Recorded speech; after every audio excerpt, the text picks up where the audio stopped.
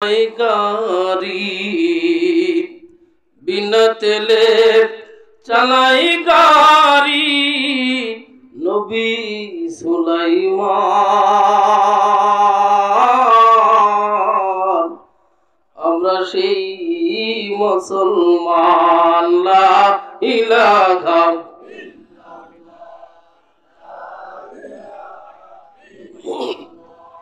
لا إله إلا الله لا إله إلا الله لا إله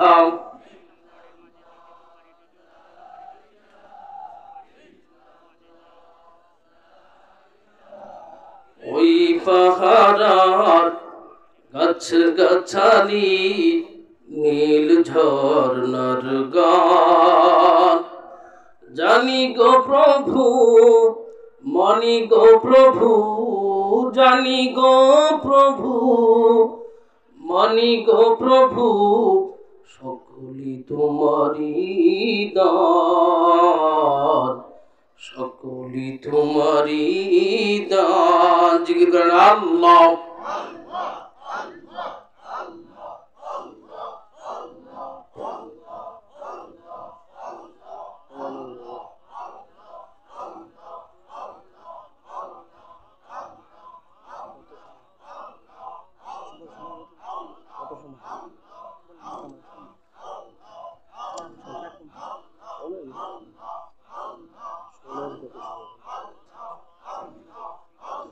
Allahu Allah Allahu Allah Allah Allah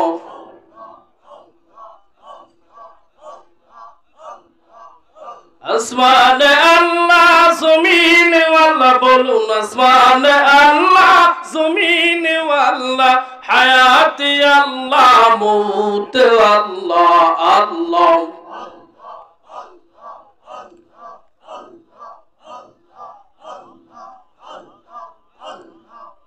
لا إله إلا الله محمد رسول الله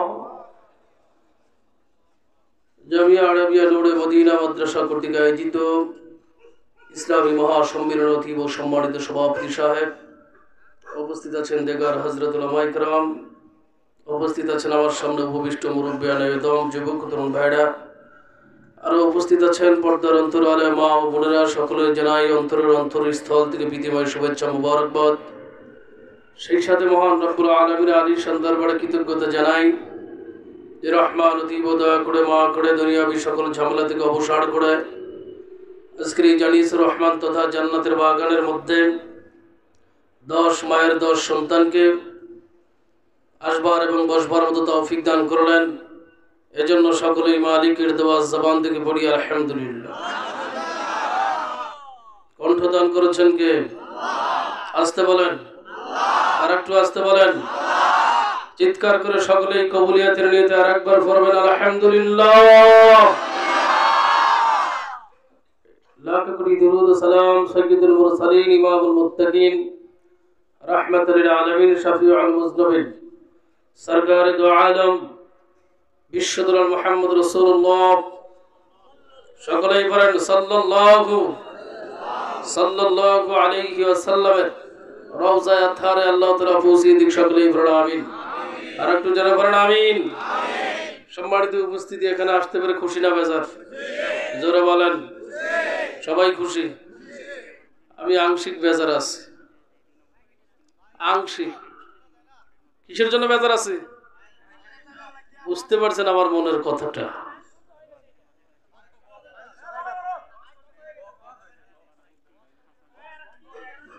আপনাদের এলাকায় 6টার দিকে আসছি আসার পরে মাইকের আওয়াজ দেখে মন খারাপ আপনারাই বলেন আমি আর কিছু বলতে চাই না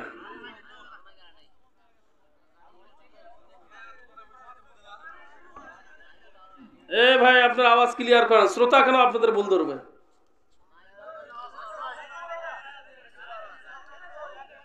কথা না বলি ভাই মাইক যা খুশি তাই হোক আল্লাহর দোয়া মাইক দিয়ে কথা চলবে আছেন তো ইনশাআল্লাহ পিছনে যে সমস্ত ভাইরা দাঁড়িয়ে আছেন, সমস্যা কি আপনাদের? গাড়ি ফুরাইছে সিঁড়ি ফুরে, এখানে কি? সামনে আসেন, নাহলে বাড়ি থেকে ঘুমান। ঠিক আছে না? বাড়ি থেকে ঘুমান, সব পাবেন, এখানে আসার দরকার নাই আপনাদের।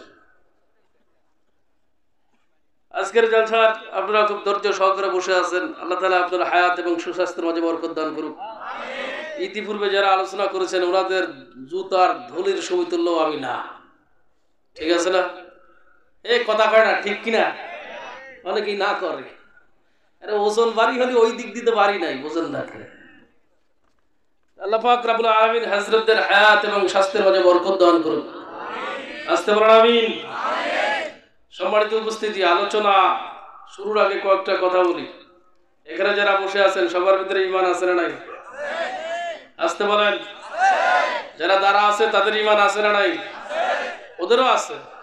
তো ওনারা দাঁড়া আছে কেন? ঈমান দুর্বল। এখানে যারা আছি সবাই রাসূলের বন্ধু না শত্রু? জোরে বলেন। রাসূলের বন্ধু না শত্রু? বন্ধু। এত আস্তে আওয়াজ দিলে হয়? সকলেই রাসূলের বন্ধু না শত্রু? আর একটু জোরে বলেন, বন্ধু না শত্রু?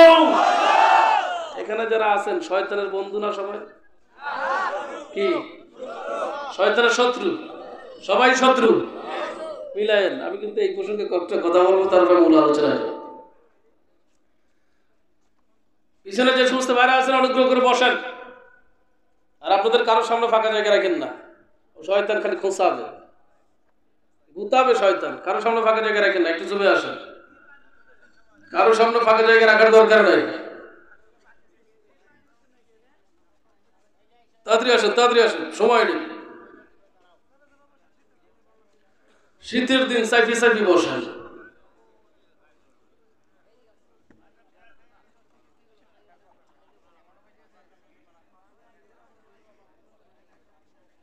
আসেন, খুঁটা গাইয়ে বইছে।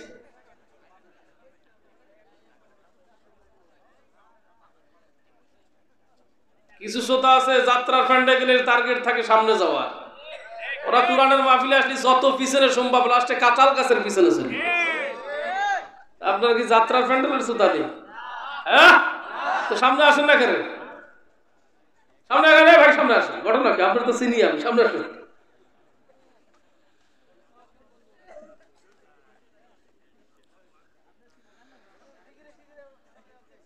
জিকিরে ফিকিরে ফিকির করেই আসছে ইনশাআল্লাহ।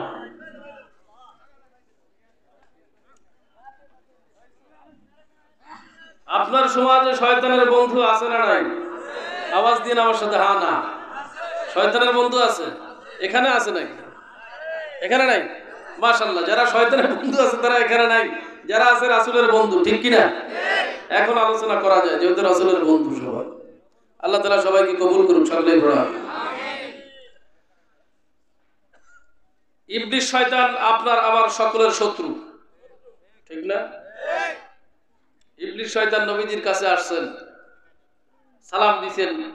নবীজি সালামের উত্তর দিছেন। নবীজি জিজ্ঞাসা, সমাজে তোমার বন্ধু আছে? শয়তান কয় আছে মানে ভালোই আছে। বলে আমার উম্মতের ভিতরে কেউ আছে কি? নবীজি বলতেছেন আমার উম্মতের মধ্যে কেউ কি আছে? কেন একথা বলছেন? এই উম্মতের পাওয়ার কম না বেশি? সবার চেয়ে বেশি। সবার চেয়ে বেশি কিনা? নবীজি কে আমার উম্মতের মধ্যে কি তোমার বন্ধু আছে? শয়তানকে আছে মানে 10 শ্রেণীর লোক আমার বন্ধু। কয় শ্রেণী? নবীজি বলেন ইবলিস 10 শ্রেণীর মানুষ যদি তোমার বন্ধু হয় তারা কারা আমাকে একটু শোনাও। শয়তান শোনাইতে গিয়ে চুপ হয়ে গেছে। নবীজি কয় কেন চুপ রইলা? বলে ইয়া রাসূলুল্লাহ আমার বড় কষ্ট হয়। আপনার উম্মতদেরকে আমি কি করে বন্ধু বানাইলাম, আমার তারা কি করে আমার বন্ধু হইল? নবীজি বলেন বলো বলো আমার উম্মতের মধ্যে তোমার বন্ধু কারা? শয়তান ডাক দিয়ে বলে ইয়া রাসূলুল্লাহ ইয়া হাবিবাল্লাহ, বেয়াদবি মাফ করবেন, আপনার উম্মতের মধ্যে 10 শ্রেণীর মানুষ আমার বন্ধু। তাদের মধ্যে একটা শ্রেণী হলো যারা জালেম শাসক। কথা কয় জালেম শাসকের সমাজে আছে না নাই? নাকি সব কয়জন চলে গেছে? কথা হয় আছে। কুষ্টিয়া মাগুরাতে প্রোগ্রামে গেছি, কয় হুজুর শয়তান তো আমাদের বাংলাদেশে নাই। কেন নাই? পালাইছে। এ মুসলমান, এক নম্বরে জালেম শাসক। ভালো করে শুনেন, ভালো করে বুঝছেন। এ শাসক শুধুমাত্র প্রধানমন্ত্রী নয়, এ শাসক আপনার ফ্যামিলি মেম্বারের যিনি প্রধান উনিও হতে পারে, আপনার ওয়ার্ডের যিনি প্রধান উনিও হতে পারে, আপনার ইউনিয়নের যিনি প্রধান উনিও হতে পারে, আপনার উপজেলা চেয়ারম্যান উনিও হতে পারে, আপনার দেশের যিনি প্রধানমন্ত্রী উনিও হতে পারে। এখন মিলেন জালেম শাসক আছে না নাই? এক নম্বর জালেম শাসক। দুই নম্বর, এই সমাজে এমনও কিছু ব্যক্তি আছে যারা 2021 সালে গরিব ছিল, 2024 আসার পর তাড়াতাড়ি ধনী হয়ে গেছে। দুই নম্বর হলো অহংকারী ধনী। অহংকারী ধনী আছে না নাই? আরে মুসলমান, হঠাৎ করে ধনী হওয়ার পর দামিও শার্ট পরছে, দামিও কোট পরছে, দামিও বুট পরছে, সামনে মুরব্বি পাইছে, সালাম নাই কালাম নাই, সালাম নাই কালাম নাই, বকা বন্ধ করে সামনের দিকে চলে গেছে। কোনো পার্থক্য নাই, ধনীরা গরিবদের দেখতে পারে না। ও মুসলমান, শয়তান ডাক দি বলে, রাসূলুল্লাহ ইয়া হাবিবাল্লাহ, এক নম্বরে জালেম যারা শাসক তারা আমার বন্ধু, দুই নম্বর যারা অহংকারী ধনী তারা আমার বন্ধু, তারা আমার বন্ধু। বলে তিন নম্বর হলো অসৎ ব্যবসায়ী, যারা মালের মধ্যে ভেজাল লাগায়, ভেজাল। নবী গো, তারা তো আমার বন্ধু, তারা তো আমার শত্রু না। এ মুসলমান, 4 নম্বর কারা বলে? 4 নম্বর হলো তারা যারা ঘন মদ পান করে। আছে না নাই? বাংলাদেশে মহিলাও মদ পান করে, পুরুষও মদ পান করে, মিম্বারও মদ পান করে, চেয়ারম্যানও মদ পান করে। এ মুসলমান, সমাজের শাসকরাও ঘন মদ পান করে। গত কয়েকদিন পূর্বে মাহফিল থেকে বাসায় গেছি, আবার নিজ এলাকার মধ্যে আমার গাড়ি ঠেকায় দিছে। শরীরে তো শক্তি একেবারে কম না, আমি কি আমার গাড়ি ঠেকাই কিনা রে? নৈশি প্রহরী নাইট ঘাটকা হুজুর কথা কেন না, এক বোতল খাইছে, তার দাম 45,000 টাকা। এ মুসলমান, 45 হোক আর 90 হোক, আমার গাড়ির সামনে দাঁড়াইয়ে ওর 16 ওর ডান গাল আর কান পাশে একটা দাবি লাগাইবো, 16 বিঘে হচ্ছের ফুল চোখ দিয়ে জড়াইয়া দেবো। কথা কয় না? মুসলমান ভাইদারে, আমার বন্ধুরে, নাম্বার 4 হলো মদ পানকারী, নাম্বার 5 সগলখড়ি আছে না নাই? এরা মুসলমান, এমনও কিছু বুদ্ধিজীবী আছে হুজুরদের ভিতরে কুমন্ত্রণা লাগায় দেয়, হুজুরদের ভিতরে সগলখড়ি লাগায় দেয়। এ মুসলমান, বাপ বেটার মধ্যে সগলখড়ি লাগায় দিছে, শাশুড়ি বেটার মধ্যে সগলখড়ি লাগাইছে, এমন জায়গায় কুমন্ত্রণা লাগাইছে, সমাজের মধ্যে শান্তি নাই, শুধু অশান্তি। আরো চাষটালে বসে বুদ্ধিজীবীর পরিচয় দেয়। আসেনি মুসলমান ভাইরা? এইবার আসেন নাম্বার 6। এ সমাজে কিছু জিনা করেছে নাই? পুরুষের জিনা করে, নারীও জিনা করে। ও মুসলমান, আল্লাহ পাক রব্বুল আলামিন বলেন, ইয়া আইয়ুহাল্লাযীনা আমানু আমিনু বিল্লাহি ওয়া রাসূলি। ও মুসলমান, চিন্তার বিষয় হলো আসমানের মালিক এখানে ইয়া আইয়ুহাল কাফিরু বলে ডাকতেন নাই, ইয়া আইয়ুহান নাস বলে ডাকতেন নাই। আমার মালিক ডাক দিছে ইয়া আইয়ুহাল্লাযীনা আমানু, হে আমার ঈমানদার বান্দা বান্দীগণ, তোমরা আল্লাহ এবং আল্লাহর রাসূলের উপর ঈমান আনয়ন করো। মুসলমানের মানেটা হলো কি? কেন বলেছেন? মুফাসসিরে কেরাম লেখা, এই আয়াত বলার কারণ তো একটাই, আমরা ঈমানদার, আমাদের ভিতরে আল্লাহর প্রতি ভয় নাই। কথা কয় না? ঈমানদার দাবি জানাইতেছেন, ঈমানদার দাবি করতেছেন, আপনার মস্তিষ্ক ঈমানদার নয়, আপনার হাত ঈমান নাই, আপনার পায়ের মধ্যে ঈমান নাই, চক্ষু দৃষ্টিতে ঈমান নাই, আপনার জবানের মধ্যে ঈমান নাই, আপনার অন্য অঙ্গতে ঈমান নাই। আমার ভাইরা, আপনার ভিতরে আল্লাহর ভয় আসেনি? ধরে কয় না আছে? আপনার ভিতরে এত ভয় থাকলে দেশে চুরি হয় কিভাবে? এত ভয় থাকতে মসজিদের মুসল্লি পাওয়া যায় না কেন? আমার ভাইরা, ভয় তো এরকম করার কথা ছিল। নবীজির সামনে একজন সাহাবী এসে বললেন, ইয়া রাসূলুল্লাহ, ইয়া হাবিবাল্লাহ, নবী গো, আমার একটা উট বলতেছে যে উটটা আমি আমার জীবিকা নির্বাহ করে সারাদিন পরিশ্রম করি। মুসলমান, ইয়া রাসূলুল্লাহ, ইয়া হাবিবাল্লাহ, দুঃখের ব্যাপারটা হলো উটটা আমার রাতের ঘুম হারাম করে দেয়। নবীজি বলেন, সাহাবী শোনো, ওই উটটাকে আমার সামনে নিয়ে আসবা। সাহাবী উটটা আনার জন্য গেছেন, উট নবীজির সামনে আসলেন। আসার পরে বড় আদবের সাথে বিনয়ের সাথে বসলেন। কেমন করে বসছেন? বলে আপনি যেমন তাশাহুদের নিয়তে নামাজের মধ্যে বসেন, এমনি করে বিনয়ের সাথে ভদ্রতার সাথে বসলেন। আমার আপনার নবী বিশ্বদুলাল ডাক দিয়ে বলেন, ও আল্লাহর মাখলুকাত, তুমি কেন আমার সাহাবীর রাতের ঘুম নষ্ট করে দাও? এই ইমানদার মুসলমান, উটের ভিতরে আমার মালিক জবান খুলে দিয়েছেন, মারহাবা। এ মুসলমান, উট কাপা কাপা কণ্ঠে ভদ্রতার পরিচয় দিয়ে বলে, ইয়া রাসূলুল্লাহ, ইয়া হাবিবাল্লাহ, নবী গো, আমি তো আমার মালিকের ঘুম নষ্ট করি নাই, ঘুম হারাম করি নাই, ঘুম হারাম করে নাই। বলে, কেন আমার সাহাবী তোমার বিরুদ্ধে অভিযোগ করে যায়? উট ডাক দিয়ে বলে, নবী গো, ও নবী গো, সারাদিন আমার মালিক আমার দিয়ে পরিশ্রম করায়, দুপুরেও খাবার দেয়, রাতেও খাবার দেয়, আমার মালিকও খানা খায়, আমিও খানা খাই। হে রাসূলুল্লাহ, নবী গো, সারাদিন অক্লান্ত পরিশ্রম করার পরে আমার মালিক দুর্বল হয়। সন্ধ্যার সময় যখন বাসায় আসে, বাসায় আসার পর আমার মালিক চিন্তা করে, মাগরিবের নামাজ পড়লাম, মাগরিবের নামাজ পড়ে একটুখানি আরামের বিছানায় যায়, রেস্ট নেয়, বিশ্রাম নিতে যায়। আমার মালিকের সিদ্ধান্ত হলো বিশ্রাম শেষে এশারের নামাজ পড়বো, একটুখানি কোরআন তেলাওয়াত করব, তারপর আবার ঘুমাইব। মুসলমান, ভালো করে শুনবেন, ইয়া রাসূলুল্লাহ, ইয়া হাবিবাল্লাহ, আফসোসের বিষয়টা হলো আমার মালিক যখন মাগরিব পড়ে বিছানায় পিঠটা ঠেকা দেয়, নবী গো, ক্লান্তিকর শরীর লইয়া পিঠটা ঠেকানোর সঙ্গে সঙ্গে আমার মালিক লম্বা একটা ঘুম এসে যায়। ঘুমের সময় কাটতে কাটতে দেখা যায় 12টা বেজে গেছে। ইয়া রাসূলুল্লাহ, আমিও পাশের রুমে থাকি,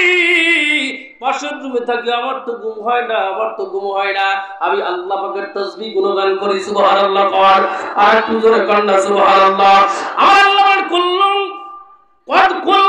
قد علم صلاته وتسبيحه, আল্লাহু আকবার। এ মুসলমান, কুল্লুন قد علم صلاته وتسبيحه, আমার আল্লাহ বলেন, আসমানের নিচে জমিনের উপরে যতগুলো মাখলুকাত আছে, যতগুলো প্রাণী আছে, প্রত্যেকটি প্রাণী তার নামাজ এবং তাসবিহ প্রসঙ্গে পূর্ণ জ্ঞানী। এ মুসলমান, বলবো নাকি? খারাপ লাগতেছে? গাম মুছিয়ে দিলে বাস। আমার ভাইরা, আল্লাহ বলেন, কুল্লুন قد علم صلاته وتسبيحه, নবীজি বলেন, এই দুনিয়াতে আল্লাহ পাক রব্বুল আলামিন গাছ সৃষ্টি করেছেন, গাছ বানাইছেন, ভালো করে বুঝবেন। আল্লাহ পাক রব্বুল আলামিন হায়াওয়ান, জানোয়ার, গরু, বাছুর, উট, ভেড়া, দুম্বা বানাইছে।